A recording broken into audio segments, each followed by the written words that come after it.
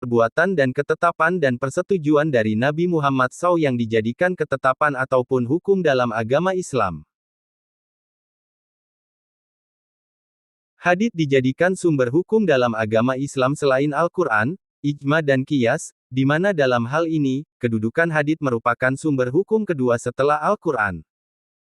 Ada banyak ulama periwayat hadits, namun yang sering dijadikan referensi hadits-hadisnya ada 7 ulama, yakni Imam Bukhari, Imam Muslim, Imam Abu Daud, Imam Turmuzi, Imam Ahmad, Imam Nasai, dan Imam Ibnu Majah. Ada bermacam-macam hadits, seperti yang diuraikan di bawah ini. Hadits yang dilihat dari banyak sedikitnya perawi. Hadits mutawatir. Hadits ahad. Hadits sahih.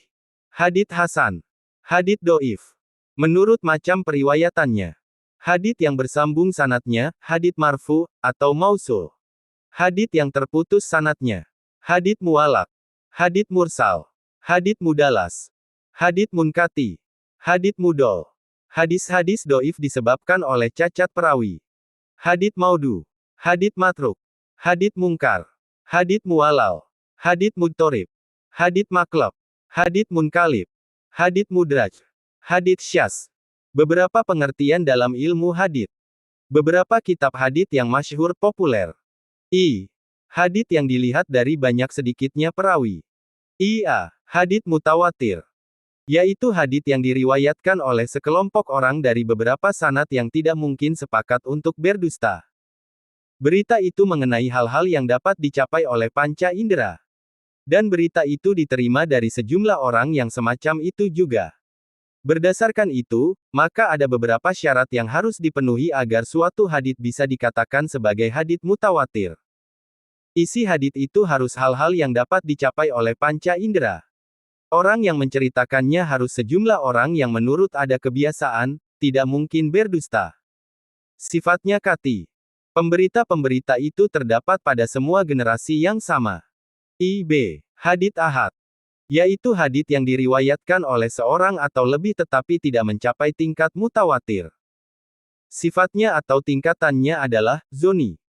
Sebelumnya para ulama membagi hadits ahad menjadi 2 macam, yakni hadits sahih dan hadits doif. Namun Imam at-Tirmidzi kemudian membagi hadits ahad ini menjadi 3 macam, yaitu 1. Hadits sahih. Menurut Ibnu Shalah, hadits sahih ialah hadits yang bersambung sanadnya. Ia diriwayatkan oleh orang yang adil lagi dobit kuat ingatannya, hingga akhirnya tidak syaz, tidak bertentangan dengan hadits lain yang lebih sahih, dan tidak mualal tidak cacat. Jadi hadits sahih itu memenuhi beberapa syarat sebagai berikut. Kandungan isinya tidak bertentangan dengan Al-Quran. Harus bersambung sanadnya. Diriwayatkan oleh orang perawi yang adil. Diriwayatkan oleh orang yang dobit kuat ingatannya. Tidak syaz, tidak bertentangan dengan hadits lain yang lebih sahih. Tidak cacat walaupun tersembunyi. 2. Hadits hasan. Ialah hadits yang banyak sumbernya atau jalannya dan di kalangan perawinya tidak ada yang disangka dusta dan tidak syaz. 3. Hadits doif. Ialah hadits yang tidak bersambung sanadnya dan diriwayatkan oleh orang yang tidak adil dan tidak dobit, syaz dan cacat. 2. Menurut macam periwayatannya. 2a. Hadits yang bersambung sanadnya. Hadits ini adalah hadits yang bersambung sanadnya hingga Nabi Muhammad SAW.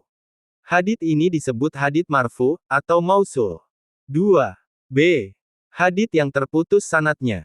2b. 1. Hadits mualaq. Hadits ini disebut juga hadits yang tergantung, yaitu hadits yang permulaan sanadnya dibuang oleh seorang atau lebih hingga akhir sanadnya, yang berarti termasuk hadits doif. 2b. 2. Hadits mursal. Disebut juga hadits yang dikirim yaitu hadits yang diriwayatkan oleh para tabi'in dari Nabi Muhammad SAW tanpa menyebutkan sahabat tempat menerima hadits itu. 2b. 3. Hadits mudalas. Disebut juga hadits yang disembunyikan cacatnya. Yaitu hadits yang diriwayatkan oleh sanad yang memberikan kesan seolah-olah tidak ada cacatnya, padahal sebenarnya ada, baik dalam sanad ataupun pada gurunya. Jadi hadits mudalas ini ialah hadits yang ditutup-tutupi kelemahan sanadnya. 2b. 4. Hadits munkati. Disebut juga hadits yang terputus yaitu hadits yang gugur atau hilang seorang atau dua orang perawi selain sahabat dan tabi'in. 2. B. 5. Hadits mudhol. Disebut juga hadits yang terputus sanadnya yaitu hadits yang diriwayatkan oleh para tabi'in dan tabi'in dari Nabi Muhammad SAW atau dari sahabat tanpa menyebutkan tabi'in yang menjadi sanadnya. Kesemuanya itu dinilai dari ciri hadits sahih tersebut di atas adalah termasuk hadis-hadis doif. 3. Hadis-hadis doif disebabkan oleh cacat perawi. 3. A. Hadits maudhu. Yang berarti yang dilarang, yaitu hadits dalam sanadnya terdapat perawi yang berdusta atau dituduh dusta. Jadi hadits itu adalah hasil karangannya sendiri bahkan tidak pantas disebut hadits. 3. B. Hadits matruk. Yang berarti hadits yang ditinggalkan, yaitu hadits yang hanya diriwayatkan oleh seorang perawi saja sedangkan perawi itu dituduh berdusta. 3. C. Hadits mungkar. Yaitu hadits yang hanya diriwayatkan oleh seorang perawi yang lemah yang bertentangan dengan hadits yang diriwayatkan oleh perawi yang terpercaya, jujur. 3. D. Hadits mu'allal. Artinya hadits yang dinilai sakit atau cacat yaitu hadits yang di dalamnya terdapat cacat yang tersembunyi. Menurut Ibnu Hajar al-Asqalani bahwa hadits mu'allal ialah hadits yang nampaknya baik tetapi setelah diselidiki ternyata ada cacatnya.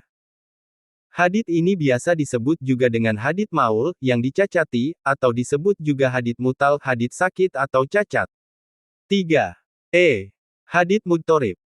Artinya hadits yang kacau yaitu hadits yang diriwayatkan oleh seorang perawi dari beberapa sanad dengan matan isi kacau atau tidak sama dan kontradiksi dengan yang dikompromikan. 3. F. Hadits maklab. Artinya hadits yang terbalik yaitu hadits yang diriwayatkan oleh perawi yang dalamnya tertukar dengan mendahulukan yang belakang atau sebaliknya baik berupa sanad, silsilah, maupun matan isi. 3. G. Hadits munqalib. Yaitu hadits yang terbalik sebagian lafalnya hingga pengertiannya berubah. 3. H. Hadits mudraj. Yaitu hadits yang diriwayatkan oleh seorang perawi yang di dalamnya terdapat tambahan yang bukan hadits, baik keterangan tambahan dari perawi sendiri atau lainnya. 3. I. Hadits syadz. Hadits yang jarang yaitu hadits yang diriwayatkan oleh perawi yang sikah terpercaya, yang bertentangan dengan hadits lain yang diriwayatkan dari perawi-perawi periwayat pembawa, yang terpercaya pula. Demikian menurut sebagian ulama Hijaz sehingga hadits syadz jarang dihafal ulama hadits. Sedang yang banyak dihafal ulama hadits disebut juga hadits mahfuz. 4. Beberapa pengertian istilah dalam ilmu hadits. 4. A. Muttafaq alaih. Yaitu hadits yang diriwayatkan oleh Imam Bukhari dan Imam Muslim dari sumber sahabat yang sama, atau dikenal juga dengan hadits Bukhari, Muslim. 4. B. As-sab'ah. As-sab'ah berarti 7 perawi, yaitu Imam Ahmad, Imam Bukhari, Imam Muslim, Imam Abu Daud, Imam Tirmidzi, Imam Nasai, Imam Ibnu Majah. 4. C. As-sitah. Yaitu 6 perawi yang tersebut pada as-sab'ah, kecuali Imam Ahmad bin Hanbal. 4. D. Al-hamsah. Yaitu 5 perawi yang tersebut pada as-sab'ah, kecuali Imam Bukhari dan Imam Muslim. 4. E.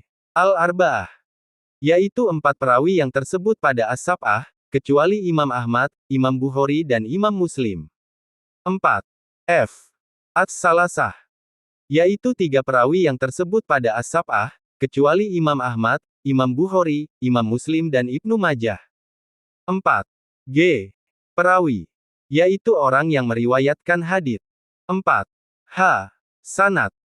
Sanad berarti sandaran yaitu jalan matan dari Nabi Muhammad SAW sampai kepada orang yang mengeluarkan, muhrij, hadits itu atau mudawin orang yang menghimpun atau membukukan hadits. Sanad biasa disebut juga dengan isnad berarti penyandaran. Pada dasarnya orang atau ulama yang menjadi sanad hadits itu adalah perawi juga. 4. I. Matan. Matan ialah isi hadits baik berupa sabda Nabi Muhammad SAW, maupun berupa perbuatan Nabi Muhammad SAW yang diceritakan oleh sahabat atau berupa takrirnya. V. Beberapa kitab hadits yang masyhur populer. Sahih Bukhari, Sahih Muslim, Riyadus Shalihin. Sumber, URL.